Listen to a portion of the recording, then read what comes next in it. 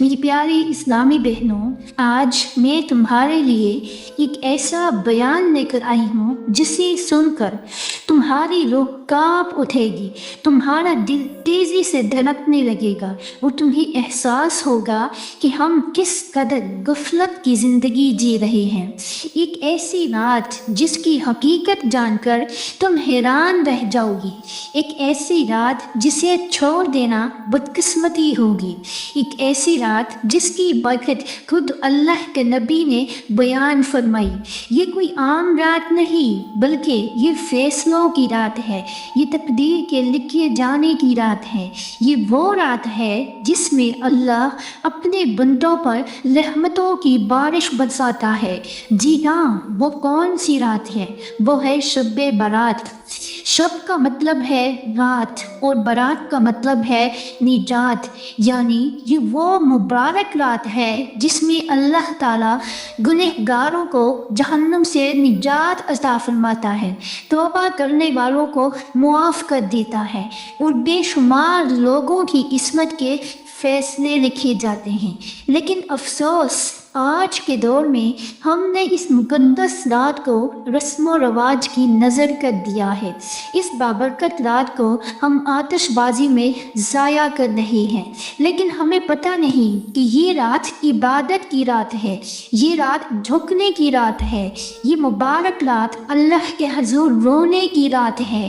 میرے نبی کریم صلی اللہ علیہ وآلہ وسلم نے فرمایا، یہ وہ رات ہے جس میں اللہ تعالیٰ آسمان دنیا پر نزول فرماتا ہے اور پکارتا ہے کوئی مغفرت مانگنے والا کہ میں اسے معاف کر دوں، ہے کوئی روزی طلب کرنے والا کہ میں اسے رزق عطا کر دوں، ہے کوئی مصیبت میں گرفتار کہ میں اسے نجات دے دوں، ہے کوئی مصیبت والا، ہے کوئی پریشانیوں والا جو مجھ سے پریشانیوں کا حل مانگے اور میں اس کی پریشانیاں دور کر دوں۔ اور یہ صدا پوری رات لگتی رہتی ہے۔ سوچو، اگر دنیا کا کوئی بادشاہ اپنے وہ دربار کے دروازے کھول کر اعلان کر دے کہ جو مانگنا ہے مانگ لو، تمہیں فوراً دیا جائے گا، تو لوگ راتوں کو جاگ جاگ کر قطاروں میں لگ کر سفارشیں ڈھونڈ ڈھونڈ کر اپنا حصہ لینے پہنچ جائیں گے۔ لیکن افسوس، آسمانوں کا بادشاہ، پوری کائنات کا مالک خود ہمیں بلا رہا ہے، مگر ہم بے خبر سو رہے ہیں۔ یہ شب برات کی رات ہے، وہ مبارک رات جب زمین پر اللہ کی رحمتوں کی بارش ہوتی ہے اور ہم غفلت چادر اوڑھ کر اس موقع کو گنوا دیتے ہیں۔ کیا ہم اس رات جاگ کر اپنے گناہوں کی معافی نہیں مانگ سکتے؟ کیا ہم اس رات اللہ کے حضور جھک کر اپنے قسمت کے فیصلے نہیں بدلوا سکتے؟ یہ تو وہ رات ہے جسے سنوارنے والے کامیاب ہوتے ہیں اور ضائع کرنے والے ناکام ہوتے ہیں اور بہت بڑا نقصان اٹھاتے ہیں۔ لیکن سب سے پہلے تو میں اس بابرکت رات کے بارے میں کچھ خاص معلومات دوں گی۔ یہ وہ رات ہے جسے پوری کائنات میں ایک خاص مقام حاصل ہے، ایک ایسی رات جس میں تاریخ کے بے شمار حیران کن اور عقل کو دنگ کر دینے والے واقعات رونما ہوئے۔ اگر ہم آغاز انسانیت سے دیکھیں تو تاریخ کی کتابوں سے معلوم ہوتا ہے کہ حضرت آدم علیہ السلام کی توبہ اسی شب برات میں قبول ہوئی۔ انہیں اسی رات میں زمین پر خلافت عطا کی گئی۔ پھر حضرت نوح علیہ السلام کی قوم پر عذاب کے فیصلے کی رات بھی یہی تھی، جب پانی کے طوفان کا آغاز ہوا اور اللہ نے اپنی قدرت سے ظالموں کو نیست و نابود کر دیا، تو وہ رات بھی شب برات کی رات تھی۔ آگے بڑھی تاریخ کی کتابوں میں لکھا ہے کہ حضرت ابراہیم علیہ السلام کو جس رات آگ میں ڈالا گیا تو وہ رات بھی شب برات تھی، اور اس بابرکت رات کے صدقے اللہ نے آپ کو حضرت ابراہیم پر گلزار بنا دیا۔ سبحان اللہ۔ حضرت موسیٰ علیہ السلام کو اسی رات اللہ سے ہم کلامی کا شرف ملا اور بنی اسرائیل کے لیے فرعون کے ظلم سے نجات کا راستہ کھلا۔ حضرت داؤد علیہ السلام کو بادشاہت کا فرمان ملا۔ جس رات حضرت سلیمان علیہ السلام کو جنات پر حکمرانی کا اختیار دیا گیا، وہ رات بھی شب برات تھی۔ اسی رات کو حضرت یونس علیہ السلام کو مچھلی کے پیٹ سے نجات ملی۔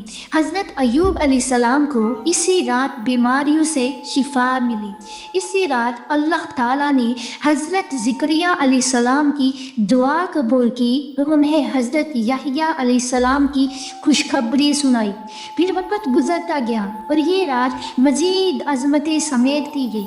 حضرت عیسیٰ علیہ السلام کے آسمانوں پر اٹھائے جانے کا واقعہ بھی اسی رات پیش آیا، اور یہی وہ مبارک رات تھی جب دنیا کو وہ آخری نبی عطا کیا گیا جن کے آنے کی بشارت تمام آسمانی کتابوں میں پہلے سے موجود تھی۔ جب میرے نبی کریم صلی اللہ علیہ وآلہ وسلم کو نبوت عطا ہوئی، جب ان پر پہلی وحی نازل ہوئی، جب آپ کی ہجرت کے فیصلے ہوئے، جب غزوہ بدر کا فیصلہ آسمانوں میں لکھا گیا، جب مکہ کی فتح کا وقت مقرر ہوا، یہ سب اسی رات کے فیصلے تھے۔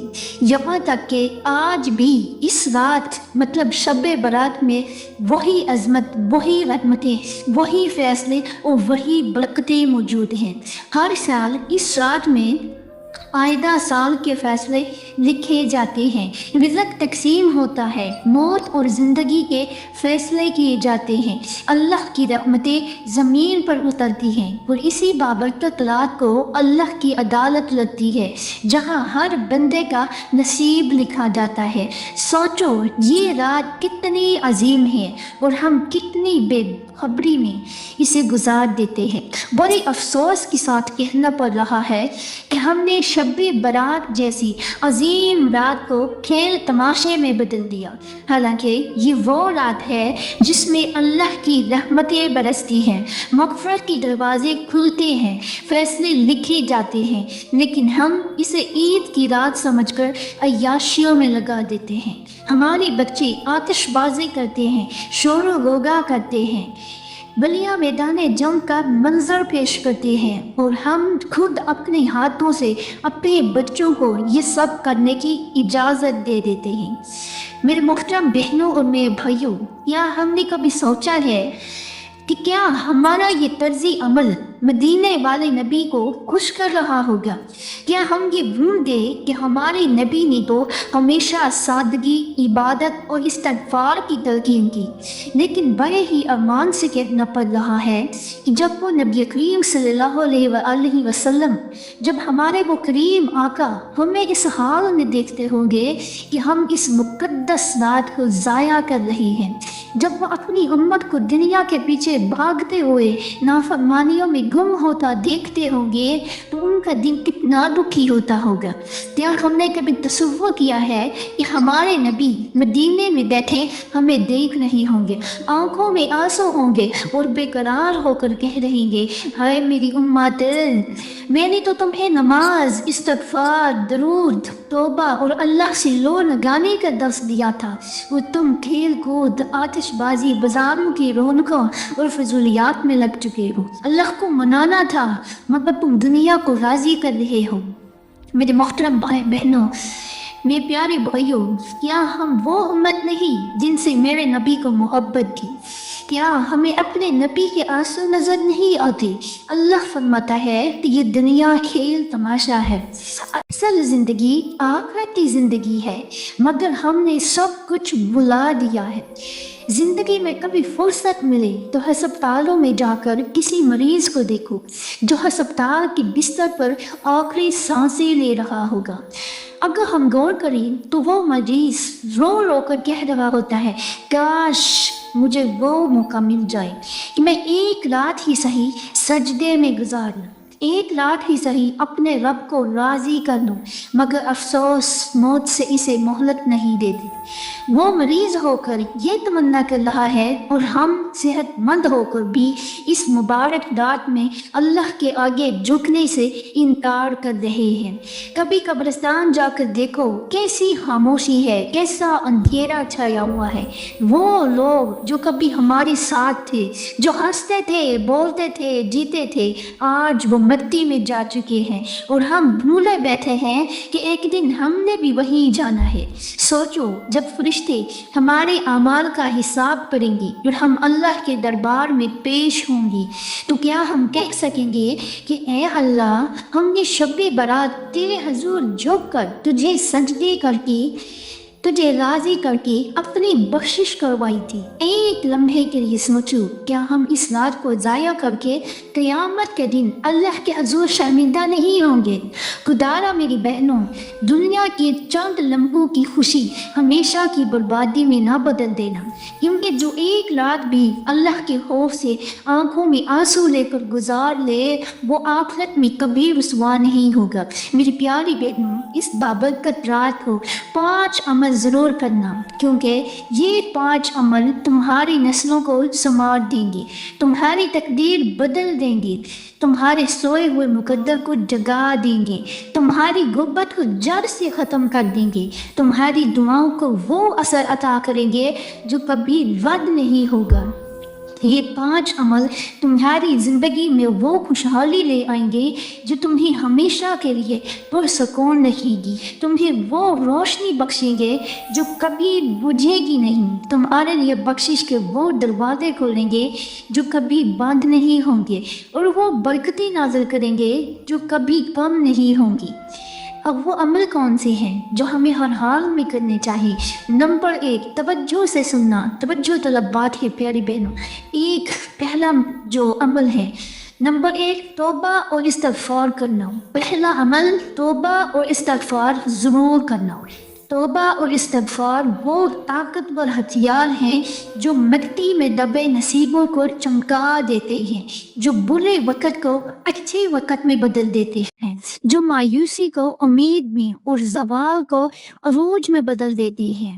تو پیاری بہنوں، جب ایک بندہ دل سے توبہ کرتا ہے تو زمین و آسمان کے فیصلے اس کے حق میں بدلنے لگتے ہیں، اس کی بند قسمت کے دروازے کھل جاتے ہیں، اس پر مشکلات کے دروازے بند ہو جاتے ہیں، اور اس کی زندگی میں ایسی برکتیں اترتی ہیں جو کبھی ختم نہیں ہوتی۔ توبہ گناہوں کو صرف مٹاتی ہی نہیں بلکہ تقدیر بھی بدل دیتی ہے۔ یہ دل کی وہ صفائی ہے جس کے بعد اللہ کی رحمت بے حساب برستی ہے۔ یہ وہ نسخہ ہے جس سے برباد زندگیاں دوبارہ سنورتی ہیں۔ تم نے کبھی دیکھا ہے کہ بارش کے بعد زمین کی مٹی خوشبو دینے لگتی ہے، حالانکہ یہ وہی مٹی تھی جو پہلے گرد اور دھول سے بھری ہوئی تھی۔ بس تھوڑی سی بارش نے مٹی کے اندر خوشبو ڈال دی۔ تو فرمایا، بالکل ایسے ہی جب تمہارا دل گناہوں سے بوجھل ہو، جب تمہارے اعمال گھور میں گندے ہو چکے ہوں، تو توبہ کی جب بارش برستی ہے تو یہ بارش اس دھول کو دھو ڈالتی ہے اور تمہارا دل ایمان کی خوشبو سے مہک اٹھتا ہے۔ یہاں پر میں آپ لوگوں کو ایک گنہگار نوجوان کی توبہ کا واقعہ سناتی ہوں۔ پیاری بہنوں، پرانے دور میں ایک نوجوان تھا جو گناہوں میں ڈوبا ہوا تھا۔ وہ ہر رات اللہ کی نافرمانی کرتا تھا، نماز سے دور، ذکر سے غافل اور برائیوں میں مگن تھا۔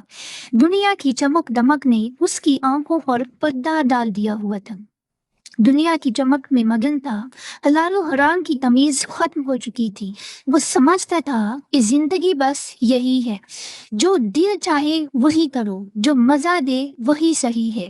لیکن وہ یہ نہیں جانتا تھا کہ اللہ اس پر نظر رکھے ہوئے ہے، اس کے گناہ لکھے جا رہے ہیں، اور ایک دن ایسا آئے گا جب سب کچھ بدل جائے گا۔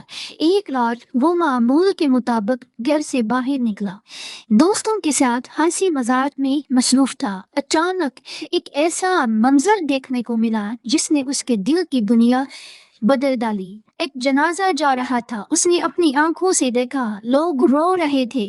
کوئی کہہ رہا تھا یہ کل تک ہمارے ساتھ تھا، اور کوئی کہہ رہا تھا کہ اب نہ ہنس سکتا ہے اور نہ ہی تو یہ بول سکتا ہے، کون؟ مرنے والا۔ اور ایک بزرگ چیخ چیخ کر کہہ رہی تھی، لوگوں، موت برحق ہے، آج یہ گیا کل تم بھی جاؤ گے۔ لوگوں، موت برحق ہے، آج یہ گیا کل تم بھی جاؤ گے۔ جو آج زمین پر چل رہا ہے کل زمین کے نیچے ہوگا۔ جو آج اپنے گھروں میں آرام سے بیٹھا ہے کل اسے 4 ٹنڈوں پر اٹھا کر قبرستان کی طرف لے جایا جائے گا۔ یہ دنیا کسی کے لیے نہیں رکتی، نہ دولت ساتھ جاتی ہے، نہ شہرت، نہ طاقت، نہ رشتے۔ آج تم ہنستے ہو، کل تمہاری ہنسی ختم ہو جائے گی۔ آج تمہاری آنکھوں میں روشنی ہے، کل یہی آنکھیں ہمیشہ کے لیے بند ہو جائیں گی۔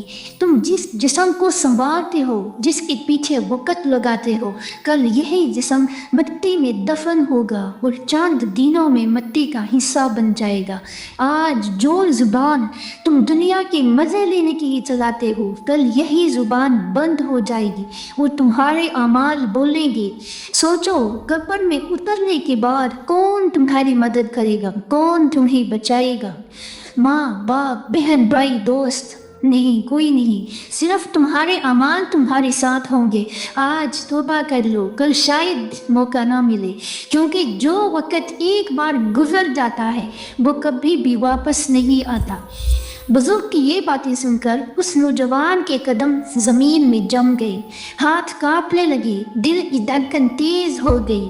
آج پہلی بار اسے احساس ہوا کہ یہ دنیا دھوکہ ہے۔ وہ سوچنے لگا کہ آج اگر میں مر گیا تو میرا انجام کیا ہوگا؟ وہ گنہگار نوجوان بوجھل قدموں سے گھر لوٹا، کمرے میں گیا، آئینہ دیکھا، آئینے کے سامنے کھڑا ہو گیا۔ وہ خود سے سوال کرنے لگا کہ یہ چہرہ جو آج جوان ہے، یہی چہرہ کل قبر کی مٹی میں ہوگا، اور قبر کی مٹی میں جا کر اللہ کو کون سا منہ دکھاؤں گا؟ یہ جو چہرہ آج جوان نظر آ رہا ہے، خوبصورت نظر آ رہا ہے، کل کو یہ مٹی میں مل کر مٹی ہو جائے گا اور میرا اللہ مجھ سے سوال کرے گا، اے میرے بندے، زندگی کیسے گزار کر آیا ہے؟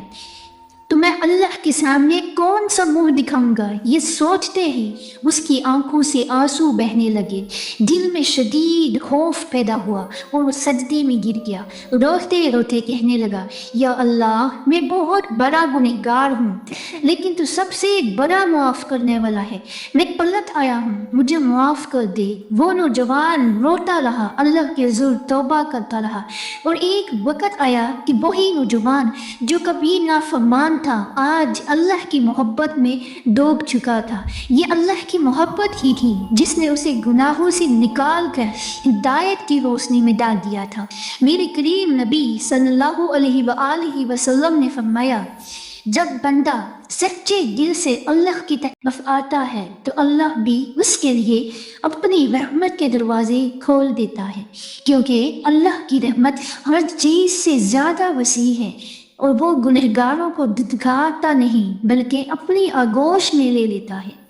یہاں پر میں آپ لوگوں کو ایک اور واقعہ سناتی ہوں۔ اچانک واقعہ یاد آ گیا، یہ واقعہ حضرت موسیٰ علیہ السلام کے زمانے کا ہے۔ ایک ایسا واقعہ جو عقل کو جھنجھوڑ کر رکھ دے، جو اللہ کی رحمت کا وہ دروازہ کھول دے جسے دیکھ کر انسان کے گناہ بھی شرمندہ ہو جائے۔ حضرت موسیٰ علیہ السلام کے دور میں ایک نوجوان تھا جو 20 سال تک اللہ کی نافرمانی میں لگا رہا، 20 سال تک گناہ کرتا رہا، بدکاریاں کرتا رہا، اللہ کی نافرمانیاں کرتا رہا، 20 سال تک سرکشی میں ڈوبتا رہا، 20 سال تک اس نے اپنے رب کو بھلا دیا، لیکن رب نے اسے نہ بھلایا۔ ایک دن اللہ تعالیٰ نے حضرت موسیٰ علیہ السلام کو حکم دیا، اے موسیٰ، جا میرے اس بندے کو میرا پیغام دے دے، اسے کہہ دے کہ اے نوجوان، 20 سال ہو گئے ہیں تجھے میری نافرمانی کرتے ہوئے، اب تو بس کر، اب تو رک جا، اب تو شرم کر لے۔ یہ سن کر حضرت موسیٰ علیہ السلام اس نوجوان کے پاس پہنچے، اسے اللہ کا پیغام دیا، اور جیسے ہی اس نوجوان نے وہ الفاظ سنے تو اس کے وجود پر لرزہ طاری ہو گیا۔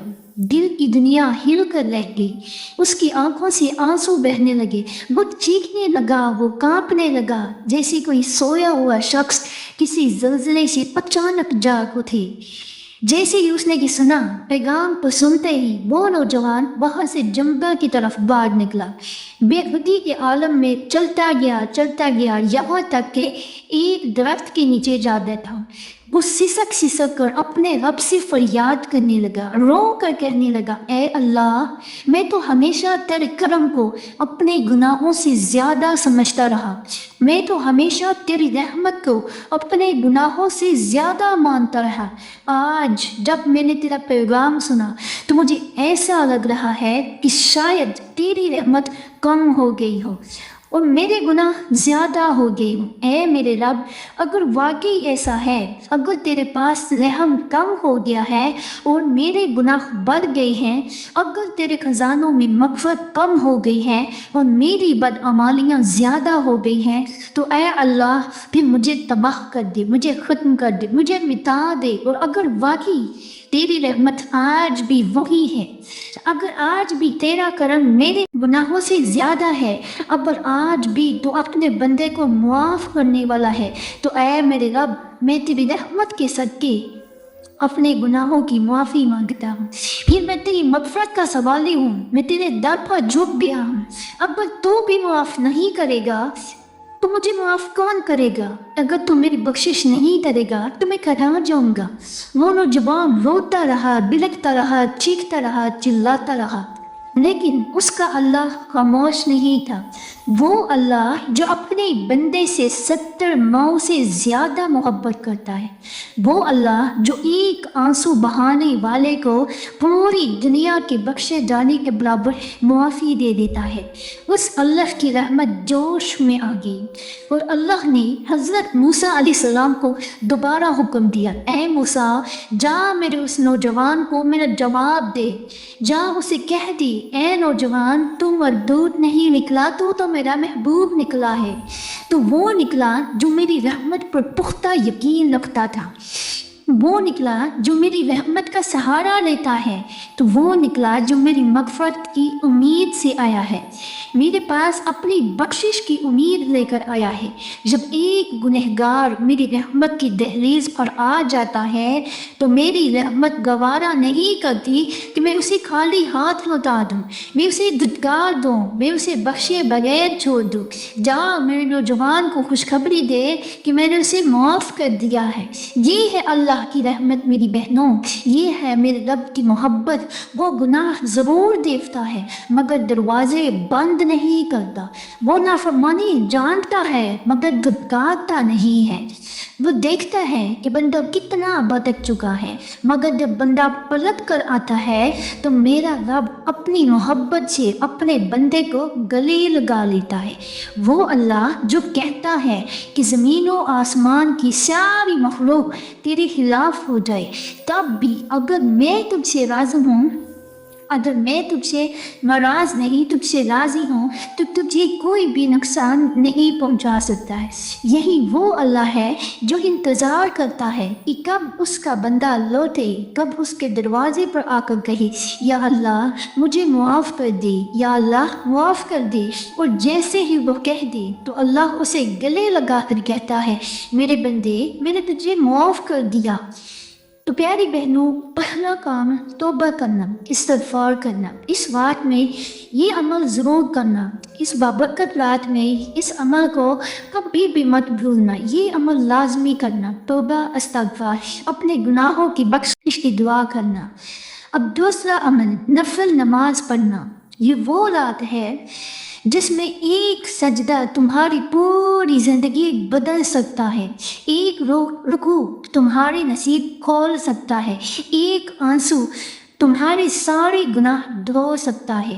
شب برات کی رات نفل نماز پڑھنا ایسا ہے جیسے تم اپنے مقدر کو اپنے ہاتھوں سے سنوار رہے ہو۔ یہ وہ رات ہے جب اللہ اپنے بندوں کو دیکھ کر فخر کرتا ہے، جب وہ فرشتوں سے کہتا ہے، دیکھو میرے بندے میری رحمت کی امید سے جھک رہے ہیں۔ اس رات جتنا ہو سکی نفل نمازیں پڑھو، اللہ کے حضور نفل رکعت نمازیں ادا کرو. فرض نمازیں تو پڑھتے ہیں لیکن نفل نمازیں پڑھو، کیونکہ یہ وہ عبادت ہے جو تمہارے رزق میں برکت، تمہاری پریشانیوں میں سکون اور تمہاری زندگی میں خوشحالی لے کر آئے گی. سوچو، اگر کوئی شخص اندھیرے میں ہو، راستہ نہ مل رہا ہو اور اچانک اسے روشنی دکھائی دے جائے تو وہ کیسا محسوس کرے گا؟ یہی حال اس شخص کا ہوتا ہے جو شب برات میں اللہ کے سامنے جھک جاتا ہے. وہ گناہوں کے اندھیرے سے نکل کر رحمت کی روشنی میں آ جاتا ہے. اب تیسرا عمل، قرآن پاک کی تلاوت کرنا. اگر تم چاہتی ہو کہ تمہاری زبان پر ایسی روشنی ہو جو دنیا اور آخرت دونوں میں تمہاری کام آئے، تو اس رات قرآن کو اپنا ساتھی بنا لو، قرآن کے ساتھ دوستی لگا لو. یہ اللہ کا وہ کلام ہے جو دلوں کو سکون دیتا ہے، جو زندگی کو روشنی بخشتا ہے، جو تمہاری دعاؤں کو راستہ دکھاتا ہے. اس رات قرآن کی تلاوت کرنا ایسا ہے جیسے تم اللہ سے خود بات کر رہے ہو، جیسے تم اللہ کی ہدایت کو اپنے دل میں اتار رہے ہو. کیا آپ نے کبھی دیکھا ہے کہ پانی کے بغیر مچھلی مر جاتی ہے؟ بالکل اسی طرح قرآن کے بغیر دل بھی مردہ ہو جاتا ہے. جب دل اللہ کے کلام سے آباد ہو جائے، اس پر کبھی بھی غم اور بے سکونی غالب نہیں آتی. اس لیے اس بابرکت رات میں جتنا ممکن ہو قرآن پڑھو، کیونکہ یہ وہ عمل ہے جو تمہاری دنیا اور آخرت دونوں میں آپ کو کامیاب بنا دے گا. اب چوتھا عمل جو آپ نے ضرور کرنا ہے وہ ہے صدقہ اور خیرات. اگر آپ چاہتی ہیں کہ آپ کی زندگی میں خوشحالی آئے، اگر آپ چاہتی ہیں کہ تمہارے رزق میں اضافہ ہو، اگر آپ چاہتی ہیں کہ آپ کی مشکلیں آسان ہو جائیں، اگر آپ چاہتی ہیں کہ آپ کی جو پریشانیاں ہیں، ٹینشنیں ہیں، بیماریاں ہیں، سب ختم ہو جائیں، تو اس رات صدقہ دو. کیونکہ میرے کریم نبی نے فرمایا، صدقہ مصیبتوں کو ٹال دیتا ہے، بیماریوں کو ختم کر دیتا ہے اور اللہ کی ناراضگی کو دور کر دیتا ہے. یہ وہ عمل ہے جو تمہارے گناہوں کو مٹاتا ہے، جو تمہاری بخشش کا ذریعہ بنتا ہے. کبھی کسی بھوکے کو کھانا کھلا کر دیکھو، تمہیں ایسا لگے گا جیسے تم نے اپنے دل کا بوجھ ہلکا کر دیا ہو. کبھی کسی یتیم کے سر پر ہاتھ رکھ کر دیکھو، تمہیں ایسا محسوس ہوگا جیسے آپ نے اپنی آخرت کے لیے روشنی کا انتظام کر لیا ہو. جو مال اللہ کے راستے میں دو گی وہ کم نہیں ہوگا، بلکہ وہ کئی گنا بڑھا کر تمہیں واپس دیا جائے گا. ذرا تصور کرو کہ ایک گھڑا پانی سے بھرا ہوا ہے، لیکن اگر اس میں سے پانی نکالتے جاؤ اور نیا پانی نہ ڈالو تو وہ جلد ہی خالی ہو جائے گا اور پھر پیاسی لبوں کو سیراب کرنے کی قابل نہیں رہے گا. لیکن اگر آپ اس میں روزانہ تھوڑا پانی ڈالتی رہی تو نہ صرف یہ ہمیشہ بھرا رہے گا بلکہ دوسروں کی پیاس بھی بجھاتا رہے گا. یہی حال صدقہ اور خیرات کا ہے. جو شخص اللہ کے دیے ہوئے رزق سے دوسروں کو عطا کرتا ہے وہ کبھی خالی نہیں ہوتا، اس کے ہاتھ بھر دیے جاتے ہیں، اس کا رزق بڑھا دیا جاتا ہے. جیسے بھوکے کو کھانا کھلانے سے تمہاری روح کو سکون ملتا ہے، ویسے ہی صدقہ تمہارے دل کو روشنی اور تمہاری زندگی کو برکت سے بھر دیتا ہے. پیاری بہنوں، اس رات میں صدقہ ضرور کرنا. اب پانچواں عمل، غور سے سننا، والدین کی خدمت اور ان کے لیے دعا. یہ وہ عمل ہے جو تمہارے نصیب کو بدل سکتا ہے، جو تمہاری دعا کو فوراً قبول کروا سکتا ہے. شب برات کی رات والدین کے لیے دعا کرنا ایسا ہے جیسے تم جنت کے دروازے پر دستک دے رہے ہو. جو والدین کی خدمت کرتا ہے وہ کبھی خالی ہاتھ نہیں رہتا.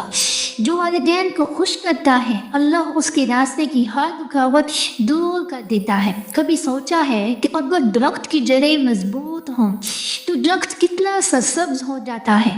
بالکل اسی طرح اگر والدین کی دعائیں آپ کے ساتھ ہوں تو آپ کی زندگی بھی سرسبز ہو جائے گی، آپ کی تمام پریشانیاں ختم ہو جائیں گی اور تمہاری دنیا اور آخرت اب ہو جائیں گی. اس رات اپنے ماں باپ کے قریب جاؤ، ان کے قدموں میں بیٹھو، ان کے لیے دعا کرو، کیونکہ ان کی دعائیں وہ ہتھیار ہیں جو تمہاری مقدر کو سنوار سکتی ہیں۔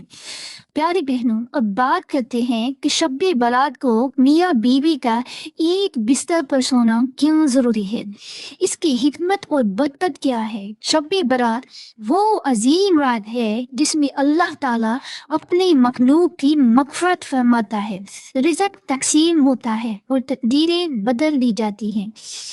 اس بات کو عبادت اور استغفار کے ساتھ گزارنا نہایت فضیلت کا باعث ہے، مگر ایک اور اہم پہلو جو اکثر لوگ نظر انداز کر دیتے ہیں وہ ہے میاں بیوی کا ایک بستر پر سونا۔